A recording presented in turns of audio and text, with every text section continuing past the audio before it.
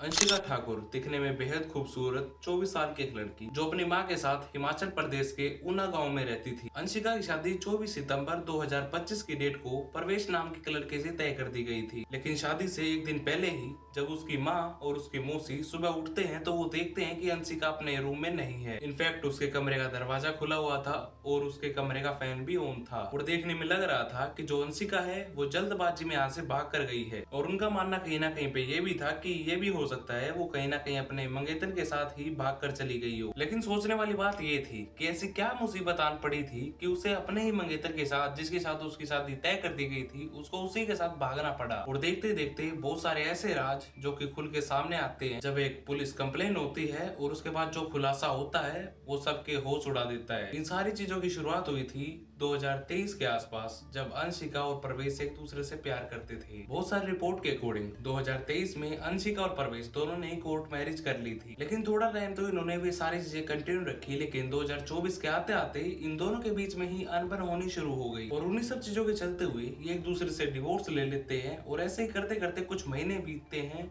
कुछ और महीने बीत जाते हैं और ये दोनों ही फिर से एक दूसरे के नजदीक आ जाते हैं। और देखते ही देखते वो जो प्यार था वो उमड़ के फिर से बाहर आ जाता है। और वहीं पर दोनों ये डिसीजन लेते हैं कि वो फिर से कोर्ट मैरिज कर लेंगे और 2025 के कुछ शुरुआती महीनों में ये कोर्ट मैरिज कर भी लेते हैं। और इस कोर्ट मैरिज के बारे में ना ही तो प्रवेश की फैमिली में किसी को पता था, ना ही अंशिका की फैमिली में किसी को पता था। और अंशिका की फैमिली में अंशिका के अलावा उसकी माँ रहती थी और उसके ताया की फैमिली रहती थी, जो कि उसके ताया की फैमिली थी वो अलग रह रही थी। अंशिका के जो पिता थे उनका देहांत कुछ ही महीने पहले हुआ था और उसके अलावा अंशिका का एक भाई भी था जो कि लगभग 3 से 4 साल पहले गुजर चुका था। और अगर वहीं पर प्रवेश की तरफ देखें तो उसके भी माँ और पिता नहीं थे, वो भी अपने चाचा के साथ रहता था जिनका नाम था संजय। और उसके चाचा ने उसको पढ़ाया लिखाया और इतना ही नहीं बल्कि उसको आर्मी में भर्ती भी करवाया। और लाइफ यहाँ तक बहुत ज्यादा शॉर्टेड चल रही थी। लेकिन इसके बाद जब दोनों ही 2025 में कोर्ट मैरिज कर लेते हैं, थोड़ा टाइम बीतता है और उसके बाद एक ऐसा खुलासा होता है और जहाँ पर ये पता चलता है कि जो अंशिका है वो 4 महीने की गर्भवती है। और जब ये सारी चीजें निकल के आगे आने लग जाती है, अंशिका की माँ और उसके ताया को ये बात पता लग जाती है कि जो अंशिका है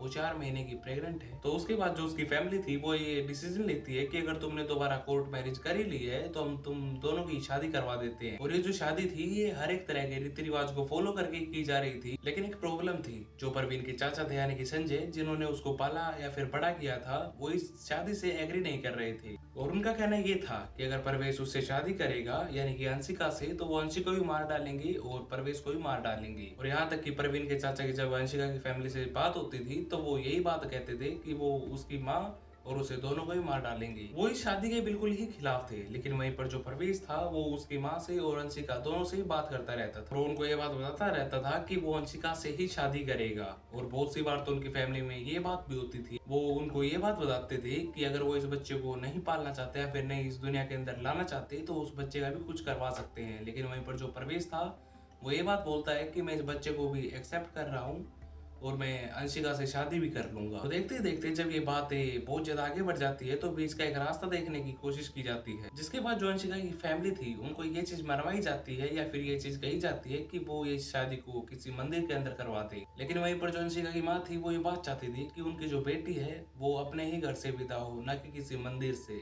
जैसे सभी लड़के अपने घर से विदा होके जाती है वैसे ही अंशिका भी विदा हो। और इस चीज में कोई बुराई भी नहीं थी। लेकिन जब देखते देखते बहुत सारी बातें बहुत आगे तक चली जाती है तो उनके बीच का एक निष्कर्ष निकलता है और जिसका सबसे बड़ा डिसीजन ये निकलता है कि 24 सितंबर को अंशिका और प्रवेश दोनों की शादी करवा दी जाएगी। लेकिन वहीं पर जो प्रवेश था वो ये बात बोलता था कि वो अभी 1 महीने के लिए आएगा यानी कि करवा चौथ तक, और उसके बीच के में ही ये शादी भी करवा दी जाएगी। और यहाँ तक कि अब तक भी जो उसके चाचा थे वो इन सभी चीजों के लिए रेडी नहीं थे। और जैसे तैसे करके 24 सितंबर की डेट बहुत ज्यादा नजदीक आ रही थी। और यहाँ तक कि जो अंशिका की माँ है, इस वीडियो में आप देखिए उन्होंने बहुत सारे गहने भी अंशिका के लिए बनवा लिए थे और उन्होंने तो ये सारी चीजें पैक भी कर रखी थी। और अंशिका भी इन सभी चीजों के अंदर उसकी माँ की हेल्प करवा रही थी। लेकिन जो अंशिका जो काफी टाइम से अपनी माँ के साथ ही सो रही थी, उसने अपनी माँ को शादी से 2 दिन पहले ही इस चीज के लिए कन्वेंस कर लिया कि वो अपने कमरे में अकेले सोना चाहती है। और अंशिका की माँ ने वहाँ पर ये चीज देखी कि वैसे भी इनकी बेटी 24 साल की हो चुकी है और अब वो काफी मैच्योर काफी बड़ी हो चुकी है। और उस चीज को देखते हुए उन्होंने उसको अलाउ कर दिया उसके बेडरूम में सोने के लिए। और यहाँ तक अंशिका की माँ ने ये बात भी बताई कि वो घर से बाहर भी कभी भी नहीं जाती थी और अगर उसे घर से बाहर जाना भी होता था तो वो अपनी माँ के साथ ही जाती थी। खैर इन्हीं सब सारी चीजों के बीच में 22 सितंबर का ये दिन आ जाता है, जहाँ पर इन्होंने इस शादी के सारे सामान की पैकिंग की और इसी चीज को देखते हुए जो अंशिका की मौसी थी वो भी शादी के अंदर घर पे आई हुई थी। अंशिका की मौसी और उसकी माँ दोनों ही सोने के लिए चली जाती है। हालांकि जो अंशिका की मौसी थी वो काफी टाइम तक घर से बाहर ही घूम रही थी, लेकिन वहीं पर रात काफी हो चुकी थी और वो सोने के लिए चले जाते हैं और अंशिका भी अपने कमरे के अंदर आके सो जाती है। और अगले दिन जब सारी फैमिली उठती है, इसलिए जल्दी उठती है क्योंकि उन्हें शादी का बहुत सारा सामान लेने जाना था, क्योंकि अगले ही दिन अंशिका की शादी भी प्लान की गई थी, जहां पर उन्होंने 200 से 300 लोगों का एस्टिमेट लगाया हुआ था कि ये लोग उनके घर पे खाना खाने के लिए आएंगे। और इसी चीज के चलते जब वो सुबह अंशिका के कमरे में जाते हैं और जहाँ पर वो देखते हैं उसके रूम का डोर खुला हुआ था और यहाँ तक कि फैन भी चल रहा था और अंशिका कहीं भी नजर नहीं आ रही थी। जैसा कि मैंने आपको बताया, अंशिका जो कि अगर घर से बाहर भी जाती थी तो अपनी माँ के साथ जाती थी और यहाँ तक कि जब वो सुबह वहां पर नहीं मिलती तो सभी को एक ही बात लगती है कि हो सकता है वो प्रवेश के साथ कहीं पे बाहर गई हो, जहाँ पर वो इन सभी चीजों का वेट करने लग जाते हैं कि हो सकता है वो कुछ टाइम बाद घर पे आ जाए। लेकिन वहीं पर जो सबसे बड़ा मर्द था जो उनके घर में एज अ मेल था वो थे उनके ताया जी। हालांकि उन्होंने अभी तक शादी को फिक्स कर दिया था, लेकिन प्रवेश की जो फैमिली थी उस साइड से कोई भी क्लैरिटी नहीं आ रही थी। और यहाँ तक कि जो अंशिका के ताया थे उनको एक ये चिंता सिता रही थी कि उन्होंने इतने सारे लोगों को बुला तो लिया है, लेकिन अगर शादी में थोड़ी सी प्रॉब्लम हुई तो उनकी बहुत ज्यादा इंसल्ट हो सकती है। और जहाँ पर इसी चीज के चलते हुए उन्होंने अंशिका को फोन भी किया था, यानी कि 22 तारीख को रात को, कि वो उनको प्रवेश का नंबर दे, जहाँ पर वो प्रवेश से बात करना चाहते हैं, सारी चीजें डिसाइड करना चाहते हैं। जहाँ पर जो अंशिका थी उसने बोला था कि वो खुद ही बात करवा देगी और प्रवेश ने उस टाइम पे कॉल नहीं उठाया था। और जिसके बाद जो उनके तायाजी थे उन्होंने अंशिका को परेशान करना जरूर नहीं समझा, क्योंकि हो सकता है रात हो गई हो और वो सो गई हो और यहाँ तक कि उनकी जो ड्यूटी थी वो खत्म हो चुकी थी। लेकिन वो जब अगले दिन सुबह 7 बजे अंशिका को कॉल करते हैं तो उनको उन्हीं की बेटी बताती है कि अंशिका तो घर पे ही नहीं है। खैर इसके बाद भी थोड़ा वेट किया जाता है कि जब तक अंशिका घर पे नहीं आती, और उस वेट करते करते शाम हो जाती है लेकिन अंशिका घर पे नहीं आती है। खैर जो अंशिका के तायाजी थे वो एक पुलिस इंस्पेक्टर थे और वो अपने ऑफिशियल के साथ इसके जांच में लग जाते हैं। वो तो घर पे ही थे, लेकिन उनके जो ऑफिशियल थे वहां से उनको एक कॉल आती है उसी दिन कि उनके घर के पास में से ही जो एक जंगल है वहां से एक लाश मिली है और इस लाश के ऊपर पहले तो चाकू से वार किया गया और उसके बाद इस लाश को जलाने की कोशिश भी की। और वहीं पर इस चीज के चलते हुए जो इसका शरीर का नीचे वाला हिस्सा था वो पूरा जल चुका था और ऊपर वाला हिस्सा बचा हुआ था। इस लाश को इतनी ज्यादा बुरी तरीके से जलाया गया था कि जो आसपास की झाड़ियां थी वो भी जल चुकी थी। शरीर जो क्या था जल चुका था, लेकिन जो चेहरा था वो सही सलामत था। जिस चीज के चलते हुए इन सारी चीजों को पहचाना जाता है कि ये जो लाश है किसी और की नहीं है बल्कि ये अंशिका की ही है। लेकिन जो फैमिली थी वो पूरी पूरी टूट चुकी थी। अंशिका की माँ जिनके पास अंशिका का ही सहारा था अब वो भी पूरी तरह से टूट चुकी थी। और यहाँ पर जो सबसे बड़ी प्रॉब्लम थी वो ये थी कि ये सारी चीजें की किसने। और उसके बाद अंशिका की माँ जो कि पुलिस स्टेशन में जाके एक रिपोर्ट लिखवाती है प्रवेश और उसके चाचा के खिलाफ। आप सभी को ये सारी चीजें लग रही हुई कि जो प्रवेश जो सारी चीजों को कंट्रोल कर रहा था और साफ सीधी बात कर रहा था उसके खिलाफ एक कंप्लेंट क्यों लिखवाई गई। लेकिन मुझसे पहले आपको ये बताना चाहूंगा कि पुलिस ने क्या सारी कार्रवाई की। पुलिस जो कि बिना देरी करते हुए जम्मू पहुंचती है।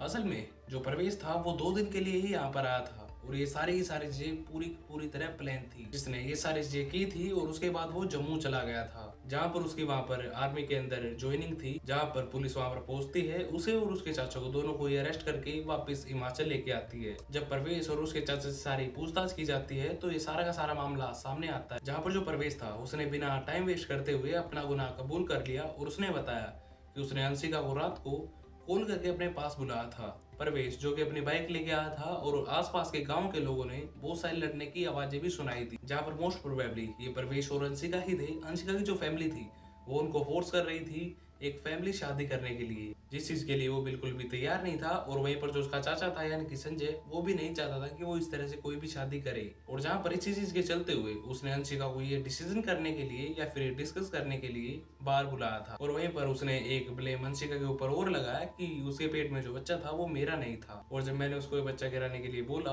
तो वो मान नहीं रही थी। इस चीज के चलते हुए उसने एक गहरा कदम उठाया, ये इतना बड़ा कदम उठाया। लेकिन ये जो सारी प्लानिंग थी ये इतने ज्यादा गहरे लेवल पे हुई थी कि उसके पास एक आर्मी का चाकू था जो कि उसको ड्यूटी करते वक्त मिला था। और इस चीज से ये सारी चीजें क्लियर होती हैं कि कहीं ना कहीं प्रवेश वो इस चीज के लिए सबसे बड़ा मोटिव लेके ही आया था। और जहां पर उसके चाचा की और उसकी बहुत बड़ी डिस्कशन हुई होगी कि वो ये शादी भी नहीं करना चाहता था और वो इस बच्चे को भी गिरवाना चाहता था, लेकिन अंशिका जो कि ये सारी चीजें मान नहीं रही थी, उसी को पहले मारा जाता है। और प्रवेश जो बाइक लेके आया था उसी से पेट्रोल निकालता है और उसी पेट्रोल को अंशिका के ऊपर डाल के उसको एक झाड़ियों के अंदर उसी के घर से 500 मीटर दूरी पर जला के डाल देते हैं। और अंशिका का जो थोड़ा बहुत सामान था, इनफैक्ट उन्होंने तो अंशिका का गला भी घोटा था, जिसके लिए उन्होंने एक रस्सी का यूज किया था। अंशिका का मोबाइल और भी बहुत सारी चीजें वो ले जाके एक दूसरी तरफ एक जंगल के अंदर फेंक देता है। और वहीं पर प्रवेश जो पूछताछ के चलते हुए जो पुलिस थी उनको वहां पर लेके जाता है जहां पर ये सारी चीजें हुई थी।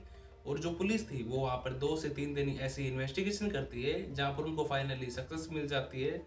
और वो जो चाकू जो उसने यूज किया था, जो उसको आर्मी में मिला था, वो भी मिल जाता है। और यहाँ तक कि और भी बहुत सारी न्यूज आ रही है जो कि प्रवेश ने ब्लेम लगाए हैं अंशिका के ऊपर कि उसका बैंक अकाउंट या फिर उसका एटीएम कार्ड जो कि अंशिका के साथ अटैच था, उस कार्ड से उसने लगभग 8 लाख रुपए खर्च कर दिए थे। लेकिन वहीं पर प्रवेश और अंशिका की तो कोर्ट मैरिज भी हो चुकी थी और वो कहीं ना कहीं उसकी वाइफ थी और उसके लिए तो ये राइट था। और प्रवेश के पास कितना पैसा है और उसके अकाउंट से पैसा खर्च करना, ये सारी चीजें तो वो अलाउ करती थी क्योंकि उसके पेट में प्रवीण का बच्चा भी था। और यहाँ तक कि उसकी फैमिली का कहना ये भी था कि जब वो यहाँ पर पहुंचेगा तो हम उससे पूछें कि उसको जब शादी ही नहीं करनी थी तो ये सारा का सारा उसने प्लान क्यों किया। और यहाँ तक कि जो अंशिका के ताजी थे वो भी उसको पहले बोल रहे थे कि बहुत सारे रिश्ते आ रहे हैं लड़कों के लिए, तुम इससे शादी मत करो। और यहाँ तक कि उनका कहना ये था कि अगर प्रवेश को यही सारी चीजें करनी थी तो हमें पहले ही बताया था क्योंकि उनकी बेटी तो बच जाती। दोस्तों, जब प्यार और रिश्ते जब इनकी जड़ें टूटनी शुरू हो जाती हैं तो उनको बार बार जिंदा नहीं किया जा सकता, क्योंकि अगर एक बार कोई रिश्ता खत्म हो जाता है तो उसकी प्योरिटी और उसका फील बिल्कुल वैसा नहीं रहता। लेकिन अगर वो दोबारा जुड़ रहा है तो कहीं ना कहीं बहुत सारी दिक्कतें कर सकता है। आई होप अंशिका को जल्दी से जल्दी जितना हो सके उतना जल्दी इंसाफ मिले। और मरना और मारना ये किसी चीज का सॉल्यूशन नहीं है। मैं हमारी सोसाइटी जितने बंदे इस वीडियो को देख रहे हैं मैं उनको भी ये बात कहना चाहूंगा, अगर तुम किसी प्रॉब्लम में हो तो अपनी फैमिली के साथ वो सारी चीजें शेयर करो। अगर तुम्हारे साथ भी कुछ ऐसा हो रहा है तो या तो आप पहले अपने पेरेंट्स या फिर बाद में प्रशासन की है जो अपनी मदद लो, लेकिन ऐसा कुछ भी करने से पहले 100 बार सोचो। लाइफ बहुत ज्यादा सस्पिशियस है या फिर बहुत ज्यादा कीमती है।